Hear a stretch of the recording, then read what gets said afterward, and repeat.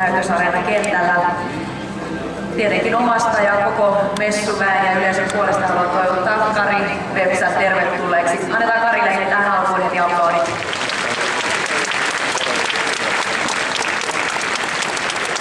Tuntuisi vähän siltä, että täällä on muutama muukin minun lisäksi odottanut tätä hetkeä, että sä tulet tänne. On se aivan mukavaa. Olen innostunut tästä tosi paljon. Niin, nimenomaan. Kerro, mitä seuraavaksi tullaan näkemään. Moni varmasti on vähän tietoinenkin ongelman käsittelyn, ongelma-asioita, ongelmahevonen. Mitkä on ne asiat, mitä tänään käsitellään? Täällä on hevosen hyvin, mitä tiedetään poju ja omistaja kertoi, että vähän hankalaa siinä tilanteessa, kun jotain pyytää.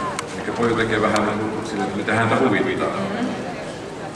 Ja katsotaan, miten me tänään sitten saadaan aikaiseksi. Tarkoitus on myöskin, että hän lastautuisi kyytiin, koska lastaamisen kanssa on aina vähän. Joku päivä voi sujua ja joku päivä on taas vähän vaikea. Lähdetään menemään vähän niin kuin hevosen ehdolle. Niin, tuntuu olevan kohtalaisen yleinen ongelma tämä lastaaminen siinä mielessä, että se ei ole kuin 1 tai 2 hevosta, jotka siihen ei sovellu. Mikä siinä on? Onko se pelottavaa vai tuleeko se vain jostain persoonasta, että ei halua tehdä sitä tai ihminen pyytää? No hevosia on, onko sitä kahdenlaisia lastaamisessa? On jotkin, jotka pelkää sitä tilaa, koska kaikki hevoset on ahtaan paikan kahma jo perinnässä. Sitten toinen ryhmä on ehkä nyt pojukin on, että hän tuumaa, että ei paljon huvita. Ei pelkää, mutta ei huvita. No niin, tämä on mielenkiintoinen alku tähän iltapäivään, voisi sanoa näin.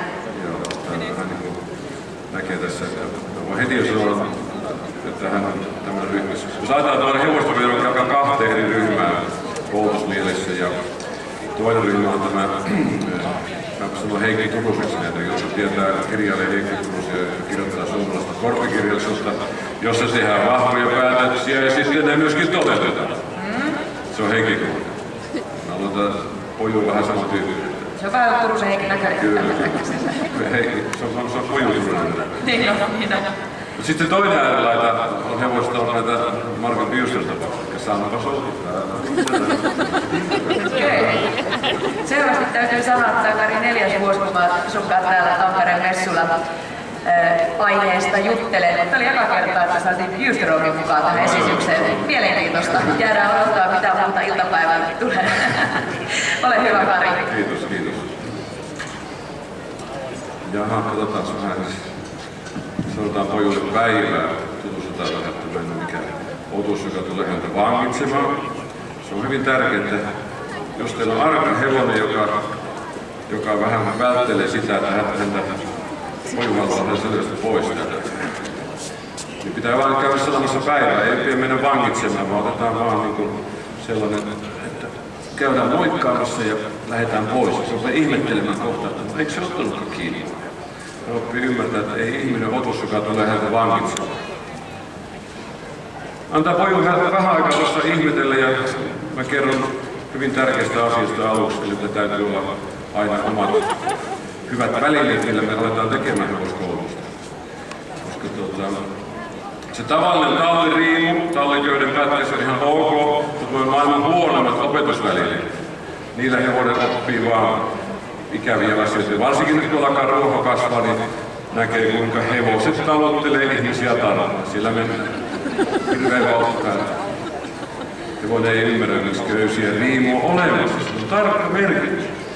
Sen takia on kehitetty tämmöinen koulutusriimu, jolla me opetellaan, miksi köysiä riimu on olemassa. Täällä on Ursulan myymällä muun muassa tänään on myynnissä siellä. Köyden paksuilla on myöskin merkitys.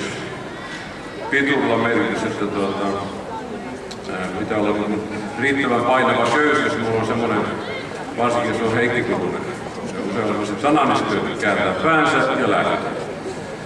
No, katsotaan, tarvitaanko me pojun kanssa paksua köyttä vai pärjätäänkö me huonoa. Mä ehkä otan tämän paksun kuitenkin varaksi tässä, kun en tunne hevosta. Sitten toinen apuväline kannustasi hankkimaan on ympyrätarha. Mun mielestä joka talolla pitäisi olla ympyrätarha, riippumatta onko se ravi tai koulutus, mikä talo tahansa. Kun hevosten kanssa ollaan, niin ympyrätarha on monikäyttöinen paikka, sinne voisi tehdä fyysistä liikuntaa tehdä, ei tarvitse liinassa juoksuttaa hevosia. vai innoittaako se liina sotkeutuu ja se on jalossa. Ja koko ajan roikutaan siellä hevosen suupielessä tai jossain. Ympyrötarha auttaa tekemään hevosen hienoja ympyröitä. Hevoset aina syntyessään on toispuoleisia. Ja se tahtoisen lapa-edellä meneminen on sitten toisessa vähän vaikeampaa alussa. Ja ympyrötarhassa pystyy työstämään. Myöskin minusta ravihevosella on hyvä, että se osaisi juosta hienosti molempiin suuntiin. Koska mä väitän, että se juoksee myöskin suoraan kovempaa, se on elastinen molempiin suuntiin. Totta kai tässä ympyrötarhassa voi sitten opetella myöskin hevosen kieltä, kommunikoimaan hevosen kanssa, ei hevonen ole kiinni, vaan se on vapaa. 2 tämän päivän hevosongelma on se, että hevonen ei ymmärrä ihmistä johtajaksi, vaan hevosta ymmärtää ihmisen varoittajaksi. En mäkään pojun elämässä kovin tärkeä ole. Hän kääntää takapään ja lähtee omille teille ja miettii ehkä jopa edellisen hevosen jätökset saattaa olla hänelle tärkeämpiä kuin meikin. Että johtajuus, keskittymiskyky, ne on ne 2 puutetta, jotka meidän täytyisi aina korjata, jolloin hevoset muuttuu hyvin nopeasti ja erilaisesti. Tänä päivänä kun me eletään nettimaailmassa, on minusta hyvä verrata aina siihen, että tässä pitäisi olla sellainen langaton nettiyhteys koko ajan. Ja mä näen paljon hevosia, joissa nettiyhteys pätkii koko ajan. Me ollaan pulassa. Se ei saisi pätkiä. Kun hevosen kanssa ollaan, on koko ajan on koulutustilanne käynnissä. Se ei ole niin, että te puunaatte ja laitatte hevosta ja sitten rupeatte kouluttaa sitä. Se on hyvin äkkiä puoli tuntia, tunti myöhässä. Vaan aina siinä hetkessä, kun lähdetään hakemaan hevosta, niin hevonen oppii ymmärtämään, tuleeko sieltä johtaja, tuleeko sieltä alamainen, tuleeko sieltä ruokkia vai mikä sieltä tulee. On maailman parhaita kehonkielen tuntijoita. Okei, aloitetaan vähän jumppaamaan sitten. Mä teen hänen kanssaan aluksi se 8-osaisen ympyrötarhan reenijutun. Toivon, että poju rupeaa ymmärtämään, että mä oon hierarkisesti hänen yläpuolella ja mä voisin olla jopa hyvä johtaja. Johtaja-sana on vähän joillekin saattaa olla huono sana siinä, että se ei tarkoita mitään diktaattoria, vaan meidän täytyy ansaita se johtajuus. Ensimmäisenä hän täytyy liikkua on pyynnöstä. Hän saa mennä suuntaan, mutta pitää liikkua. Aha.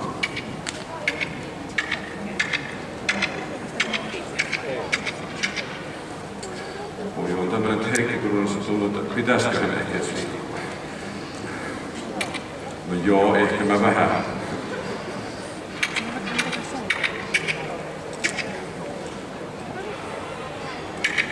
Mä oon laittanut tänne myöskin tämmöisiä kaikenlaisia repaleita tänne maahan, että kun olisihan tarkoitus myöskin sitä poju menisi kohta yksin myöskin kyytiin, niin minun täytyy opettaa häntä, että voi mun pyynnöstä mennä kaikenlaisia esteiden yli, ei tarvitse olla huolissaan siitä.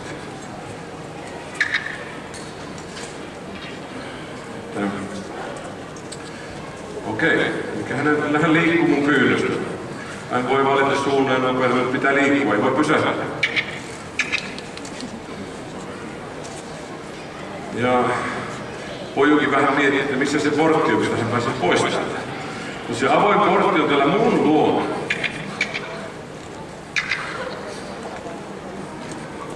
Hyvin tärkeää, että tässä on sijoittua siihen hevosen oikealla tavalla. Tuossa etujalkojen kohdalla on niin sanottu nollalinja. Mun täytyy olla sen linjan täällä takapuolella, jolloin mulla on eteenpäin vievä voima. Jos mä siirryn sen nollalinjan etupuolelle, mulla on jarru päällä.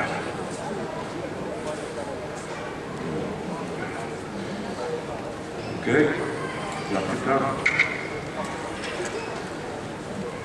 Kakkosena on sitten olisi nopeuskontrolli. Sitä voisi sitten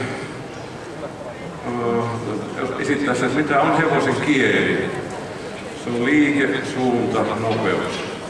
Minkälaisella liikkeellä, mistä suunnasta mä lähestyn hevosta, hänen taas reagoida siihen. No, tässä mielessä hevosia on kahdenlaisia.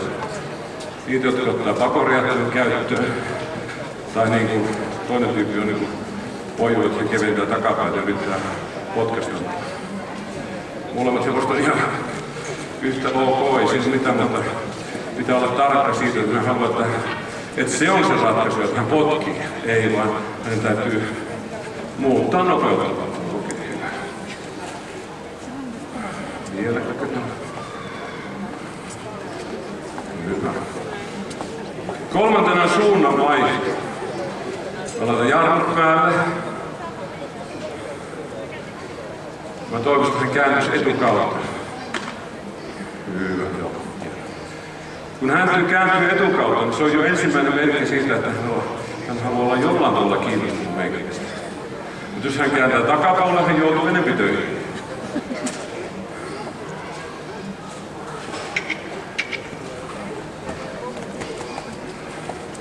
Ja molemmat suunnat täytyy työstää, että ei ole vaan sitä toinen puolella. Usein tästä tulee kuuma meille molemmille, varsinkin täällä tämä kenttä on niin märkä, että on.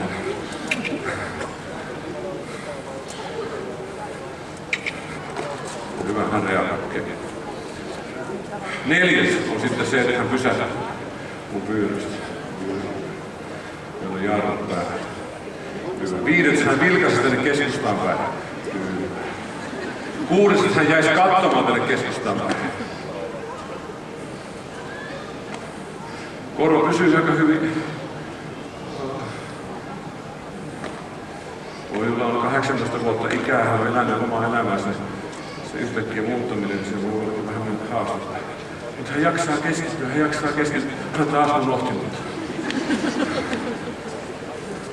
Hyvä. Ja sieltä tuli se seuraava, että hän otti ulkoetujalalla askeleen keskustaan. Ota vielä.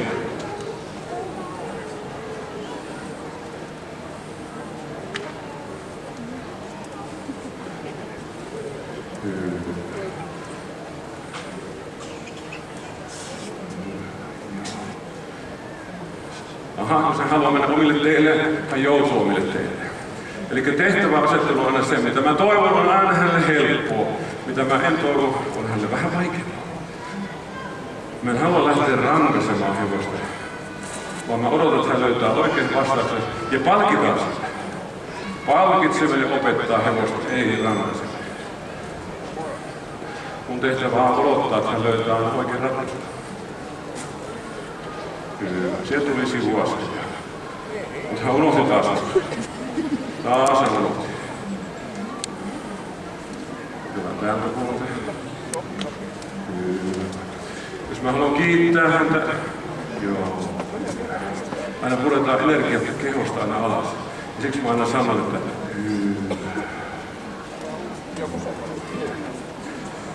miten muuten te kiitätte hevosta? Lopettakaa tämmöinen läiskiminen. Ei se ole hevosen kiittämistä. Se on ihmiset läiskii toisiaan. Tunnin loput tietysti, kun kisalla suurin silläkin ihmiset läiskii, niin ehti se hevonen yhdistää. Nyt pääsee talliin syömään. Joo, okei. Mutta ei se ole mitään sitä kiittää. Ottakaa kynnet esille ja ruvetkaa rapsuttelemaan. Kunnolla. Ne ei tykkää semmoista äitin kuuta mussusta ihan. Ruvetaan hiplaamaan. Se hevonen tykkää sitä. Pitää olla kunnon rapsusta. Mietitte, miten hevosta rapsuttelee toisiinsa. Ne ottaa äkkiä hampaat esille ja rapskyhnää. En mä halua pitää sitä mun rapsuttelua sen verran kuitenkin pehmeänä, että eihän mun hampaalla olemaan takaisin. Mun nahka ei kestä sitä. Ja kolmas tapa, millä voi palkita hevosta, antaa hevoselle aikaa. Hän saa miettiä, kun hän maiskutella. Hän maiskuttelee. Elämä on helppo. Mä haluan kaupitella, markkinoilla, myydä helppoilla. Kun on vaan musta kiinnostunut. Mutta jos unohtaa, elämä muuttuu vähän hankalammaksi. Hän joutuu juoksemaan. Tämä on sillä laumakäyttäytymistä. Jos hevonen tekee laumaa kohti väärin, se ajetaan pois. Niin mäkin ajan. Jos sä käyttäydyt huonosti, pois.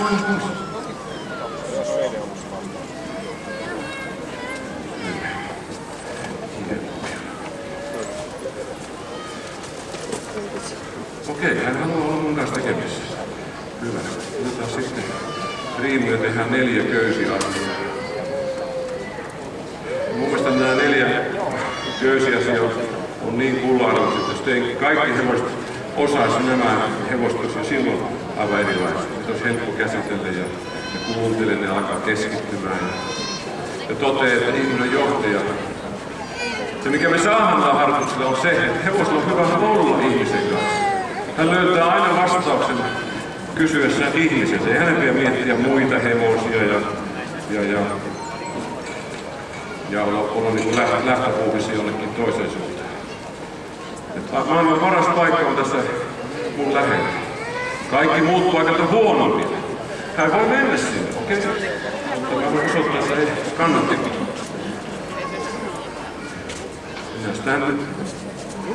Ensimmäinen työkalu, kun se tässä on tavoitteena se, että me pystytään hevosen jalkoja siirtämään. Mitä enemmän pystytään hevosen jalkoja siirtämään, sitä paremmin se on kontrollissa. Ja mulla on niin tarkka periaate, että hevonen voiman läheisyydessä ainoastaan seistä ja katella. Kaikki muu on luvanvaraista. Se 5 sentin askel on luvanvaraista. Ruohonkorren ottaminen on luvanvaraista. Okei, tehdään perustustyökalu kuntoon. Tämä heiluminen ei tarkoita mitään, koska me kävellään ja talotellaan, se köysi heiluu joka tapauksessa. Mutta kun siihen tulee tämmöinen terävä rytmi, vaakasuunnan rytmi, niin parempi lähteä siitä liikkeelle. Ja pojukin on vähän niin kuin usein Suomen hevosissa varsinkin on, että se nostaa päätä ja heiluttelee korviin vähän ja ilmoittaa, että heiluttele mitä heiluttelee. No mä vähän lisään sitä, että hän rupeaa niin miettimään, että tässä on vähän hankala olla, mitä hän tarvitsisi tehdä. Taivuttaisiko päätä? Löytyi vastaus sieltä. Hyvä. Eli tehtävä, suoritus, palkinto. Miettikää koko ajan toimintaa hevosen kanssa niin, että on tehtävä, on suoritus ja on palkinto. Et pilkkokaa näitä hetkiä, pienempiä palasia, aina palkitset. Hän tekee hienon laukan noston. Joo, kiitos, se oli hieno nosto. Okei, jatketaan. Köysi heiluu.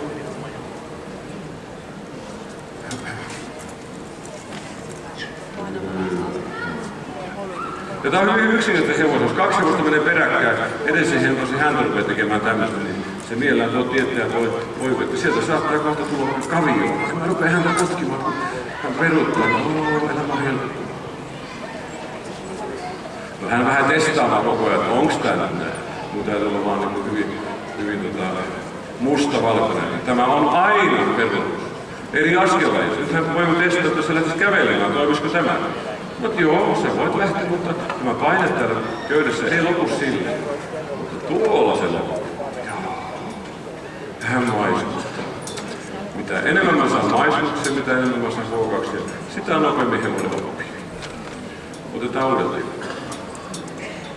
Ja aina lähdetään pienellä liikkeelle. Mä haluan heti ottaa huiskimaan hirveän kovaa. No sitten mulla on tämmöiselle vielä hankalilla tapauksella sitten vähän erilaisia työkaluja, jos ei tämä peruttelu ole huvittavaa, niin sitten jatketaan vähän vaikeampia sillä. Mutta poju tuntuu kuitenkin tätä ilman ajattelevalta. Että hän löytää ratkaisun. Meidän täytyy ajatella sitä, että hevosilla on 2 aivolohkoa. Se aivolohko, jossa tulee perimässä, geeniperimässä hyvin voimakkaan, on se pakeni-aivolohko. Lähtö poistus pakeni. Se on tosi terävänä koko ajan. Mutta se aivolohko, joka miettii, pohtii ja tekee ratkaisuja, se on siellä toisella puolella usein semmoinen pieni nystyrä, milloin hän käyttää sitä hyvin harvoin. Mutta harjoitus voidaan tekemään niin, että kasvataan sitä mietintäaivoa ja poistetaan sitä lähtevää aivoa. Ettei hän mietikään sitä pakenemista, vaan paikallaan olemista. No pojulle tuntuu, tämä paikallinen tuleminen tuntuu aika helpolta. Hän ei ole niin kauhean lähtöä. Tuo askel, mä haluan korjata sitä. Hei. On päästä muutama askel. Toinen työkalu on istua luokse tulemisen työkalu. Hän saa tulla mun reviirille. Meidän täytyy ajatella, että meidän ympärillä on reviiri, mihinkä ei ole mitään asiaa hevosella ilman lupaa. Ja sillä te rupeatte poistamaan muun muassa sitä, että ei hevonen koskaan astunut teidän varpaille. Jos hevonen on johtaja ja te olette alamaisen, niin sehän väistestää teitä. Se voi astua vaikka varpaille, jos te teitä väistestää. Hyvä. No tämä rapsutushetki on loppu. Poju menee omalle alueelle. Vielä vähän. Hyvä. Tuo askel pois. Vähän maistuu. Kolmas työkalu on se talutustyökalu. Hänen pitää aluksi oppia kulkemaan mun reviirin ulkopuolella. Kun mä pysähdyn, hänen pitää pysähtyä täsmälleen. Jalkansa ei jää ilman, mutta ei saa astua mun reviirille.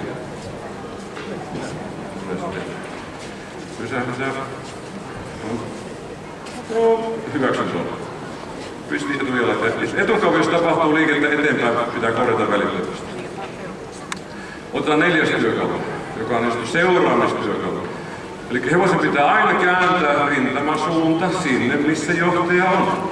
Mä en halua nähdä hevosen takapäin. Loppukädessä pitää toimia niin, kun mä täältä vähän kurkkaa. Hänen pitää väistää takapäin.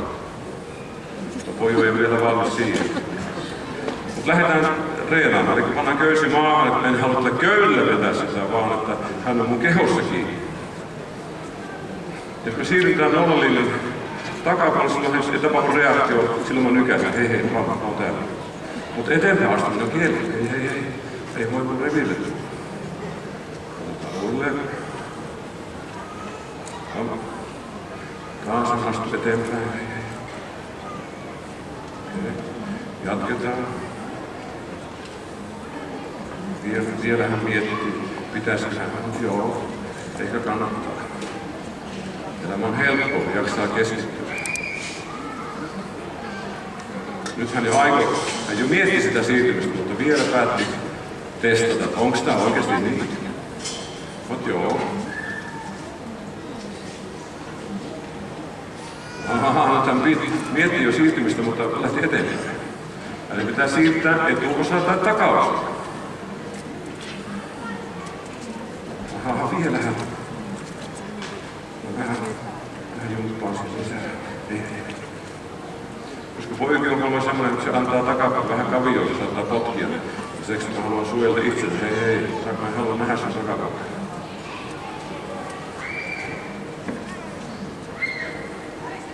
Vielä joudutaan tuossa ihan jumppaan. Okei, hyvä. Laitetaan toinen suunta. Aluksi hyvin rauhassa, että sä voisi aikaa miettiä, mitä tämä tarkoittaa.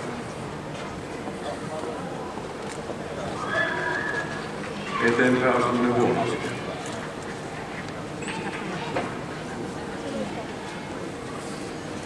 Vielä rauhassa. Okei, hyvä. Poju alkaa miettimään. Mitä sitä meinaa? On varmaan syytä seurata.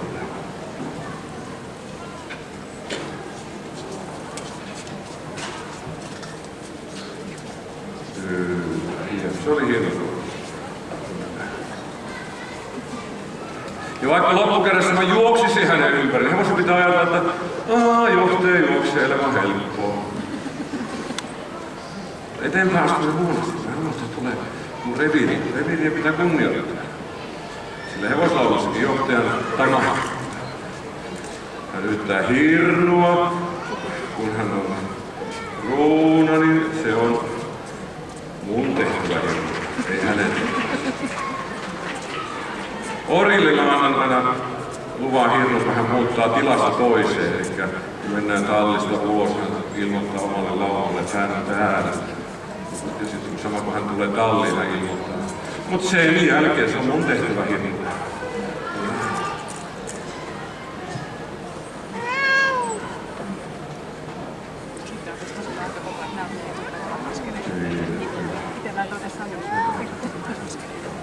Otetaan vielä tällä puolella.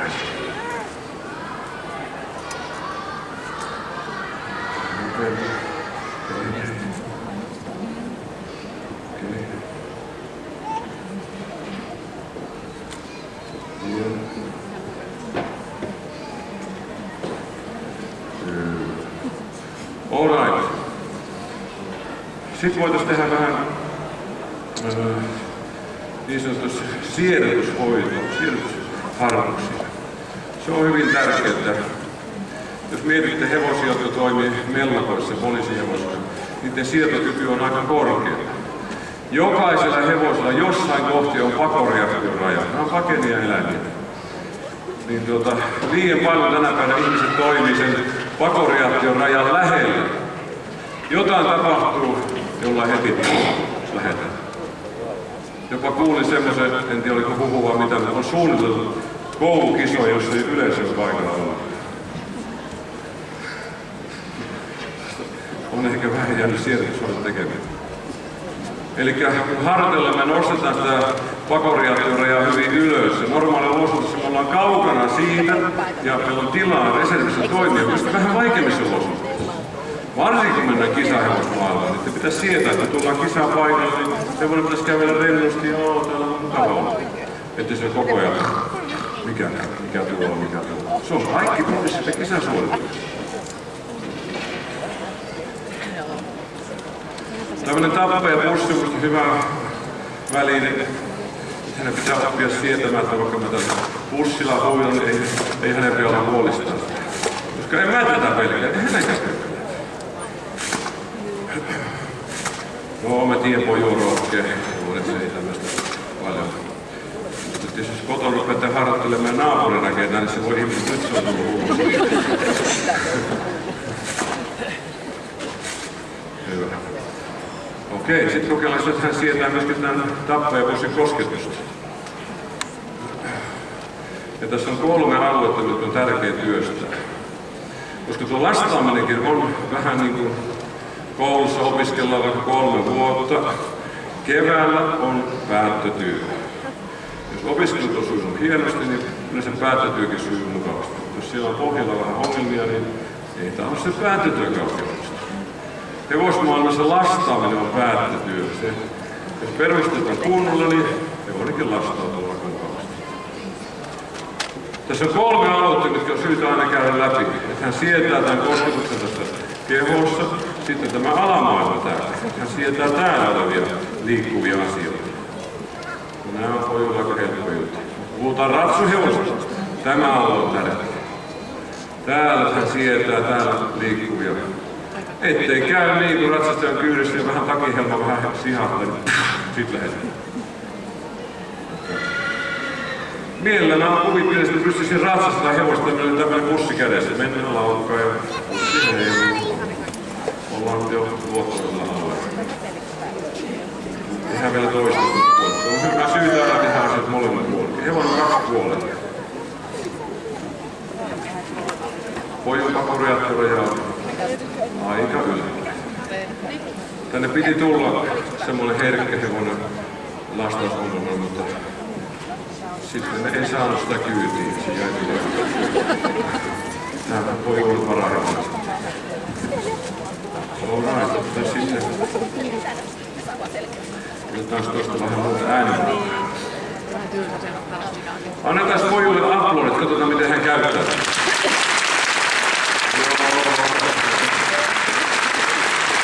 Champion maali, toimi arjen ohjelmoille. Mutta aina kuulee kisossa, kun kuuluttaja sanoo, tälle hevoselle ei saa antaa aplodia. Äänimaailmatyö on jäänyt tekemättä. Kyllä hänen pitää ymmärtää, että ihmisen läheisessä voi tulla isoja ääniä. Ja tämmöinen purkki on yksi hyvä esimerkki tästä lähtien.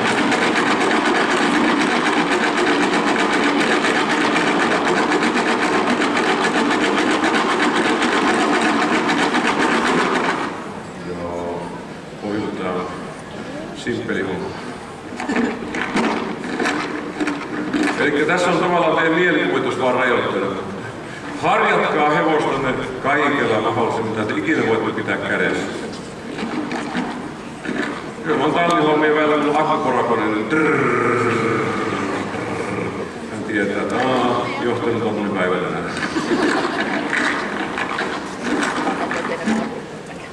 Se, että hänen täytyy oppia luottamaan. En mä voi mistään kytkimestä kääntää, että naks, nyt sun pitää luottaa.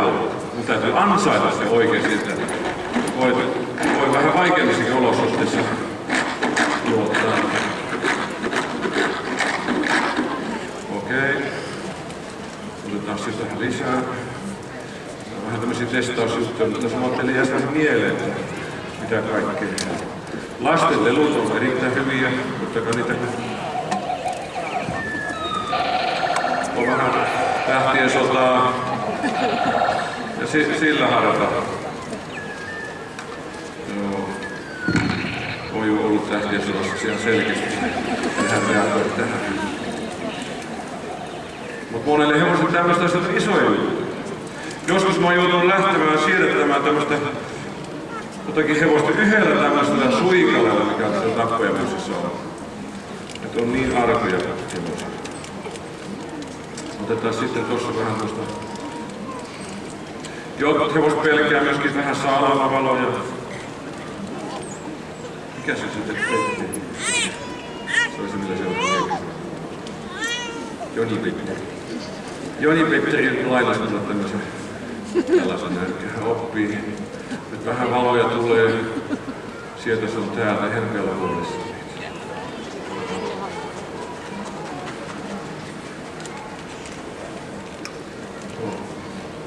Pojukas on helppoja juttuja. Otetaan sitten vähän paukkumaailmaa, koska sekin on tärkeää, että se rupeaa sietämään. Mulla heille voi paukkua vähän voimakkia.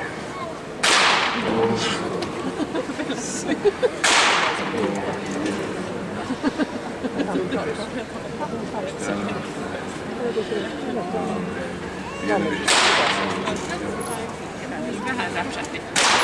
Okei. No nyt mä voin tehdä vähän isompikin. Isompi asenne. Jos on pieniä lapsia katsomassa, niin pitäkää vähän viettää.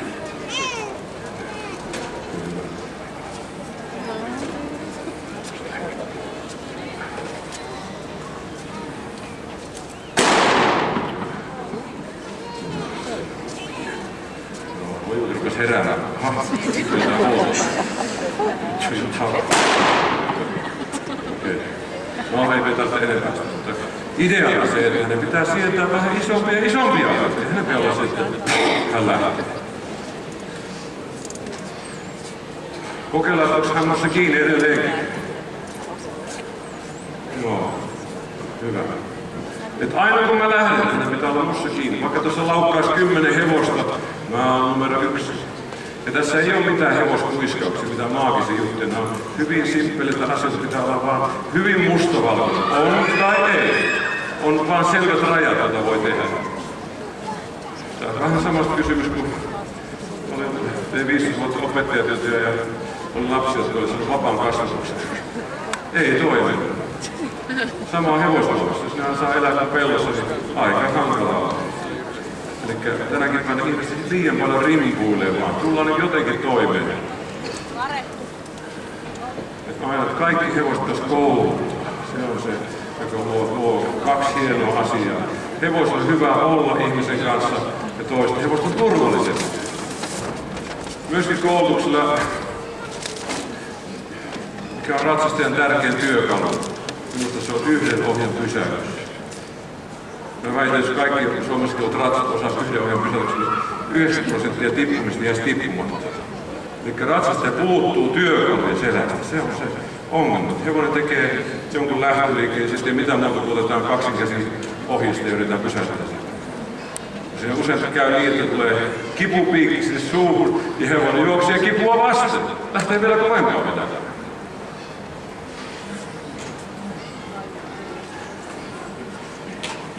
Mä vähän taimittelen häntä, kun hän on vähän jäykkäinen, kun sanotaan. Hän täytyisi oppia myötä. Teet tätä pojalle paljon taitusta, taipuu molemmille puolelle. Jo riimun kanssa pelkästään. Se on 2 sormella, hän oppii antamaan nenään tuonne ratsastajan varpaisiin. Ja samalla sitten kun kuolaimen se kuolaimen kanssa samalla tavalla. Kyllä ratsastajan pitää tämä alue olla rento. Niska, kaula, suu. Ja moottori tekee töitä. Ei tämä, ettei käy, että pää nousee ja sitten lähdetään. Ei vaan pää pitää olla elastinen, jolloin me saadaan sitä suuta pehmennettyä. All right. Aika rientää, niin me pitäisi tämä pojus saada koppiinkin vielä. Niin tehdään semmoinen, että mä tykkään mielelläni niin lähettää hevosen kyytiin. Ajatuksena on se, että luukku auki, ole hyvä, sä saat mennä kyytiin. Eikä niin, että luukku auki ja nyt sun on mentävä. Sitä varten opetellaan niistä lähetystekniikkaa. Se on 3 vaiheita. Vasen käsi ylös. Mä lähetän sitä tohon suuntaan. Vasen käsi ylös, niin pitäisi lähteä tänne. Voi ei ymmärrä sitä. Toinen vaihe on se, että tulee äänimerkki. Hän ei ymmärrä sitä.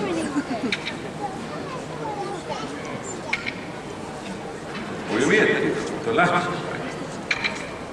Ei. Mä aina kuulen, jos ihmiset tekee tuo jo kiitolaukka. Yksi äänimerkki tarkoittaa liikettä, toinen äänimerkki tarkoittaa jo jatkuvaa liikettä. Mutta muistakaa, kaikilla hevosilla on rytmitaju. Niillä on elämän rytmi.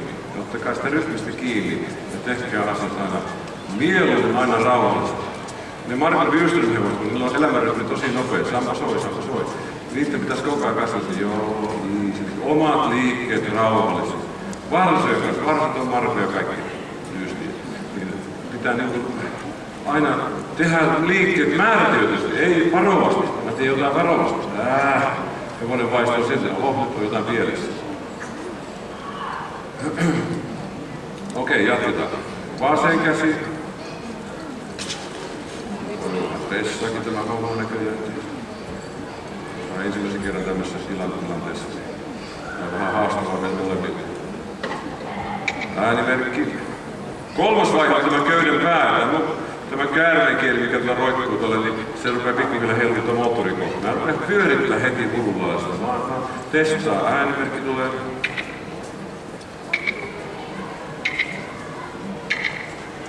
Hyvä.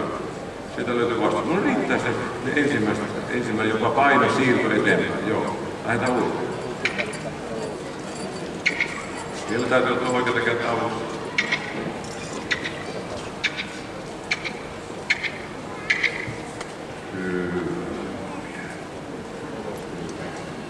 Köysi heiluu, se tarkoittaa peruutusta. Myöskin kaikissa askelaisissa. Viimein käynnissä, ravissa, laukassa, aina köysi heiluu, se on aina peruutus. Se on peruutus, ei pysähdys. Vielä joutaa oikeata kättä käyttämään.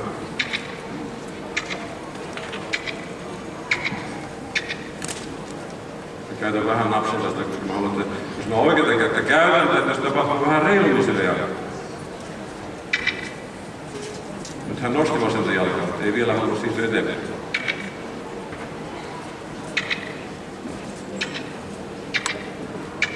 Hyvä. Okei. Kiitos. Nämä on tärkeitä palasia, koska jos me mennään tuonne kopille, niin tietää, että aha, täällä täytyy mennä eteenpäin.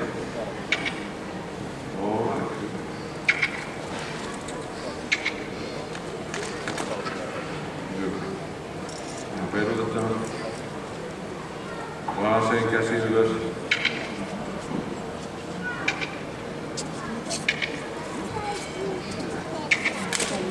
Jos hän koittaa tunkea mun syliin, mä heti näytän lapet, hei, tämä suunta muu päivä on huono, ei kannata. Hyvä, mä halutin jo askeleet. Miettii, että kohta käärmekin tulee.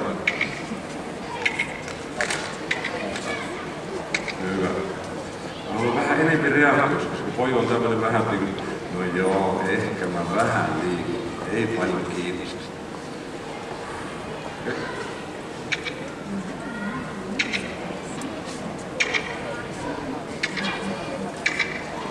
Jos hän peruuttaa, niin me menen mukana, koska tää on eteenpäin vielä tehtävä. Mehän vastaus on vaan eteenpäin, ei takaisin.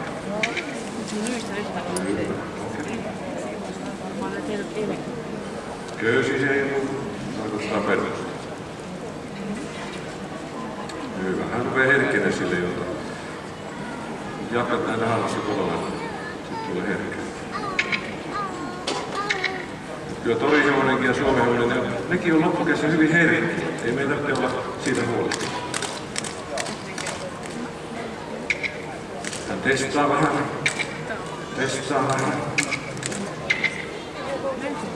Ahaa, hän lähtee omille teille. Jos mulla olisi tavallinen ringu päässä, niin hän on varmaan movetäinen.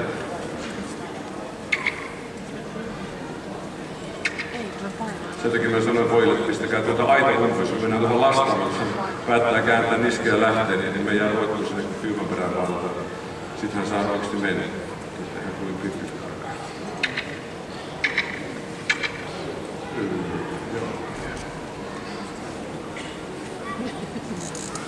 Vasen käsi. Äänimerkki. Oikea käsi pyritään tapahtuu kunnolla. On aina parempi niin, että mä odotan, hän saa tehdä, mutta sitten tulee pam. Jos mä olisin vaatteesin vaan, nyt naksuttaisin vaan, niin se kohta se turtuu, että siinä vähän naksuttaisin. Vasen käsi. Okei. Mä muistin jo vasenta kädellä. Mutta vielä on vähän semmoinen tahmataso.